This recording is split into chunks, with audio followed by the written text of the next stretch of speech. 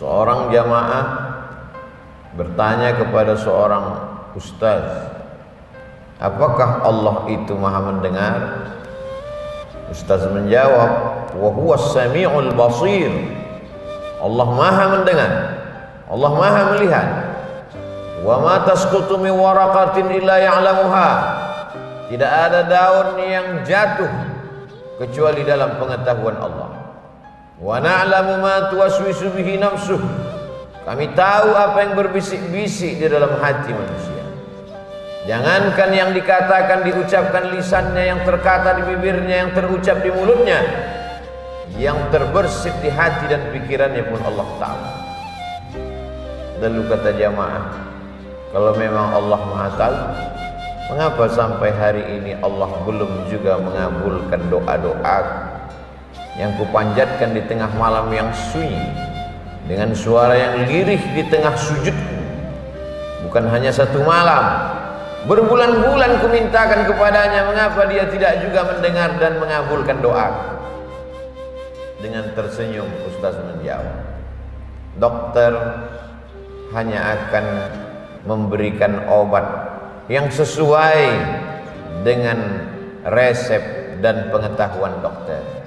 Dokter tidak akan memberikan obat sesuai dengan permintaan pasien, karena yang paling mengerti tentang dosis, tentang kadar, tentang kebutuhan dan keperluan pasien hanyalah dokter, bukan keinginan pasien. Berapa banyak obat yang menurut pasien adalah obat, tapi justru dia menjadi racun.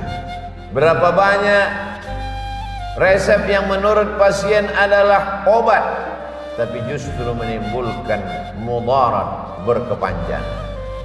Kalau untuk memahami logika dokter saja, pasien secerdas apapun belum tentu dapat memahami dan mengerti, apalagi untuk memahami logika dan cara berpikir Allah subhanahu wa ta'ala, dalam tanda kutip.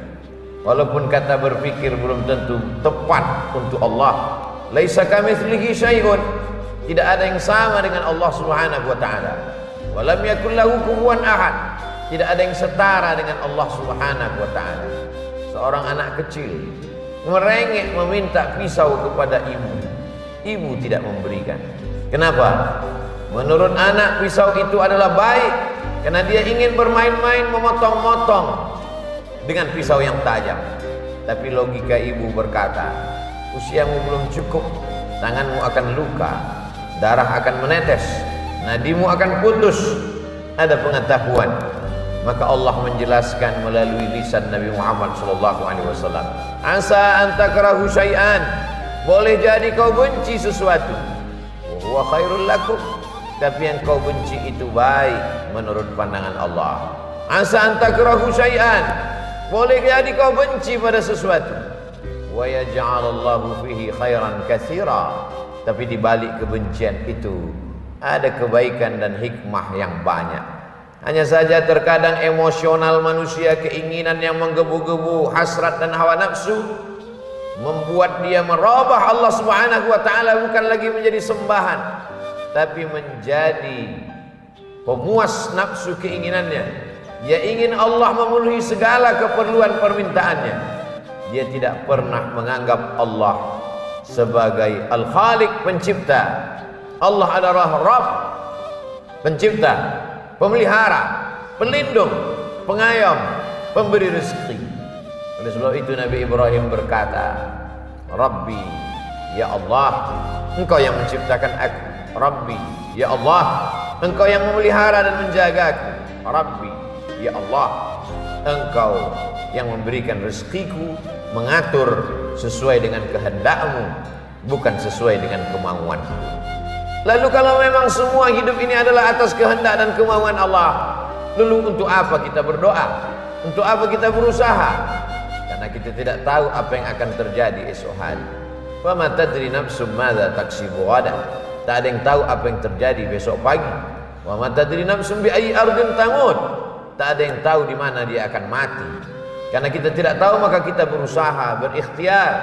Kita diperintahkan Allah Subhanahu wa taala untuk berobat ketika sakit. Kita diperintahkan untuk mencari rezeki ketika dia tidak ada. Akhrajakum min butuni ummahatikum.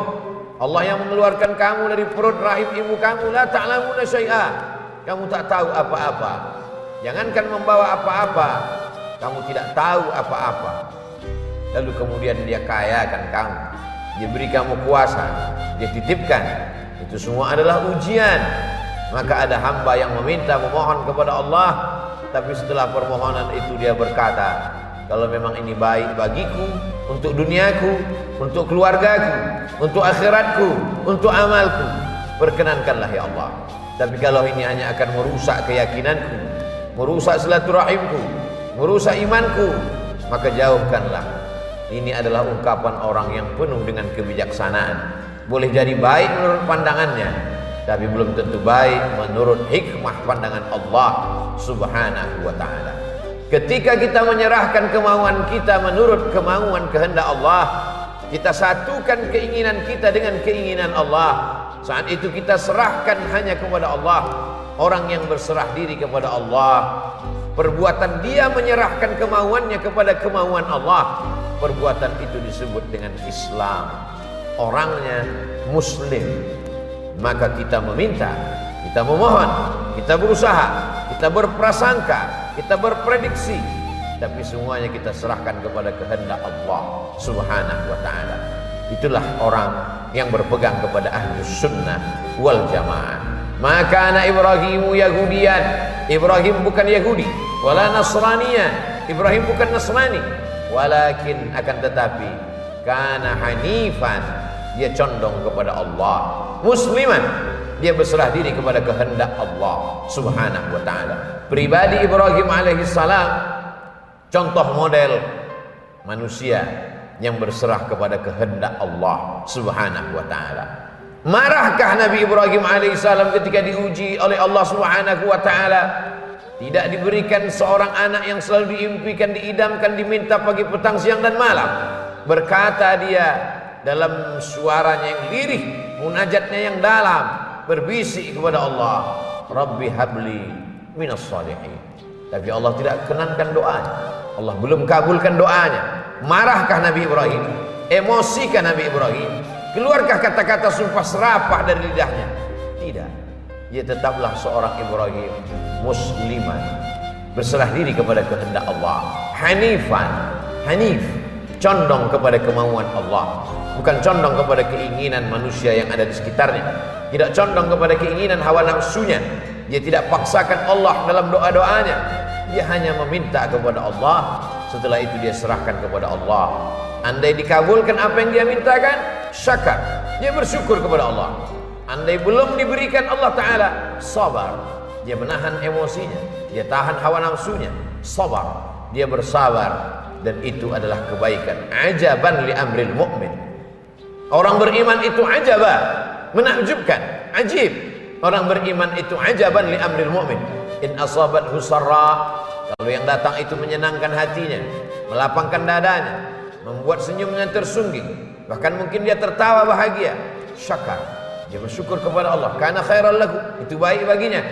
Tapi kalau yang datang itu menyusahkan hatinya, membuat dia risau dan gundah gulana, dia tidak menyumpah serapah, dia tidak suudzon kepada Allah, sabar, dia bersabar. Sabarnya Ayyub alaihissalam ketika ternaknya mati, kebunnya kering kerontang, hujan tidak turun, likuifaksi menyerang kampung halamannya.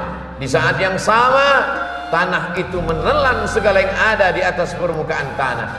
Kebun-kebunnya hancur, ternak-ternaknya mati. Tak lama setelah itu anaknya pula meninggal satu persatu. Buah hati belayan jiwa. Banyak orang yang sabar ketika ditinggalkan harta benda, tapi tak banyak yang sabar ketika ditinggalkan orang terkasih. Tak lama setelah itu datang pula penyakit, berulat kulitnya. Satu-satunya yang setia mendampingi Rahmah, perempuan yang penuh dengan kasih dan sayang.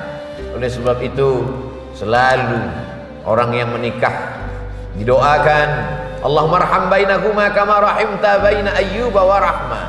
Buat mereka berkasih sayang sebagaimana kasih sayang Ayyub dan Rahmah. Rahmah mengasihi Ayyub walaupun hartanya tidak ada, walaupun anaknya meninggal dunia, walaupun kulitnya terkena penyakit, tapi kasih sayang itu tidak berkurang sedikit pun. Marahkah Ayub? Keluarkah kata-kata caci maki sumpah serapah dari lidahnya? Tidak. Dia hanya berkata, Rabbi, ya Rabb, engkau yang menciptakan aku. Ya Rabb, engkau yang memelihara aku. Ya Rabb, engkau yang menjamin rezekiku. Anni massanyad dur, aku kena penyakit ya Allah. Wa anta arhamur rahimin, engkau maha kasih di antara yang terkasih, engkau maha sayang di antara yang penyayang. Dia tidak berkeluh kesah, dia tidak mengadu dengan kata-kata yang kasar kepada Allah. Mengapa belum juga terkabul? Aku beribadah siang dan malam, aku adalah seorang nabi dan rasul. Mengapa ujian ini begitu berat? Dia hanya berkata, anni massanyad dur, aku kena penyakit ya Allah. Wa anta arhamur rahimin, engkau tersayang di antara penyayang, engkau terkasih di antara yang kasih. Lalu Allah menyambut doanya, urkut birijlika, tumitmu, engkau tusukkan ke tanah, maka akan keluar air yang sejuk dan dingin. Mughtasalun baridun, mandi engkau di air itu. Maka dia pun mandi. Maka Allah subhanahu wa ta'ala melepaskannya dari segala kesusahannya. Allah sedang menguji hambanya. Faqsusil qasasa, ceritakan kisah-kisah itu, la'allakum yatafakkarun, mudah-mudahan mereka berpikir. Bukan mereka saja yang berkeluh kesah, bukan mereka saja yang terkena musibah, bukan mereka saja yang terkena hati susah. Hamba-hambaku yang lebih salih dari mereka, yang lebih takwa dari mereka, yang lebih khusyuk dari mereka. Innallaha idza ahabba qauman, kalau Allah cinta kepada sekelompok kaum, ibtalahum, maka Allah uji iman hamba itu. Banyak sekali orang yang berkata setelah tahajud malamnya, setelah khatam Qur'annya, setelah zikir, tasbih, tahmid, takbir dan tahlilnya, ketika ujian itu datang, ujian bukanlah ketika engkau lulus melewati waktu dengan sholat duha, tahajud, witir. Ujian bukan hanya lulus ketika mampu menahan makanan. Ujian adalah ketika ujian, sebenar ujian itu datang. Hasiban nasu ayyutsraku ayyaqulu amanna, apakah manusia itu akan dibiarkan begitu saja berkata amanna, kami beriman, wa hum la yuftanun, padahal mereka belum diuji. Ketika kita mampu berkata asyhadu an la ilaha illallah, aku bersaksi bahwa tiada Tuhan selain Allah, wa asyhadu anna Muhammadan Rasulullah, Muhammad adalah rasul utusan Allah. Saat itu kita sedang berkata, aku siap menerima ujian ya Allah. Indah istana Fir'aun, tempat tinggal Musa alaihissalam, tapi Allah ingin mengeluarkan hamba ini dari zona aman. Allah ingin supaya ia tidak merasa nyaman di tengah orang yang zalim dan aniaya. Bagaimana cara Allah mengeluarkannya dari istana Fir'aun? Skenario Allah begitu indah. Ada masyarakat Fir'aun yang angkuh dan sombong, berkelahi dengan masyarakat kelas 2 Yahudi Bani Israel. Lalu kemudian datang Nabi Musa melerai, memisah di antara dua manusia yang berkonflik itu. Fawakazahu Musa, Nabi Musa memisah mereka berdua. Ternyata pukulan Nabi Musa itu bukan membuat mereka terpisah, tapi justru kematian yang datang.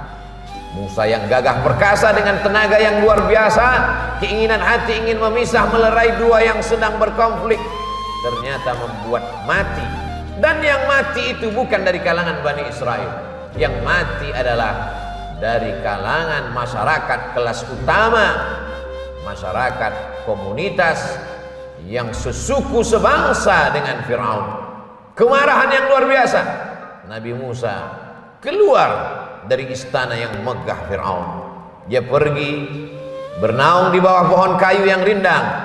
Pohon kayu itu jadi saksi bagaimana seorang hamba Allah tidak ada tempat bergantung, tidak ada tempat bernaung, tidak ada tempat berlindung kecuali hanya kepada Allah. Ketika Nabi Muhammad SAW Isra dan Mi'raj, diperlihatkan oleh Jibril. Mengapa ada pohon kayu itu wahai Jibril? Di bawah pohon kayu itulah Musa sangat dekat dengan Allah. Bukan tempatnya, bukan pemandangannya, bukan pohon kayunya, tapi pernah di bawah pohon kayu itu ada orang yang sangat gagah perkasa, tapi dia merasa amat sangat tidak berdaya, sehingga tempat itu perlu ditunjukkan kepada Sayyidul Awwalin wal Akhirin, Sayyidul Anbiya wal Mursalin, Muhammad sallallahu alaihi wasallam, untuk mengingat kalau engkau pernah merasa dirimu hampa tak bermakna, orang tua tempat berlindung mati, harta tempat bernaung hilang, maka sesungguhnya masih ada Allah. Idza dhaqat 'alaika dunya faqul ya Allah. Hari ini COVID-19 meluluh lantakkan hasil usaha manusia. Berapa banyak bisnis yang hancur lebur. Ketika usaha hilang, maka imun pun jatuh. Ketika imun turun, maka disitulah COVID menyerang. Maka tidak ada jalan lain kecuali kembali ke jalan Allah. Fafirru ilallah, larilah ke jalan Allah, bukan lari menjauh dari jalan Allah. Berapa lama engkau sanggup dininabobokkan, dilenakan, ditenangkan oleh khamar dan narkoba? Berapa lama engkau sanggup ditenangkan oleh sahabat-sahabat yang jauh dari Allah? Berbisiklah ke tanah, memintalah kepada Allah. Makhluk-makhluk, malaikat-malaikat di langit mendoakan. Di tengah malam yang sepi, fi jawfil lail, di tengah malam yang sunyi, bermunajatlah kepada Allah. Besar ujian ini, angkat kedua tanganmu, katakan Allahu Akbar. Ada yang maha besar.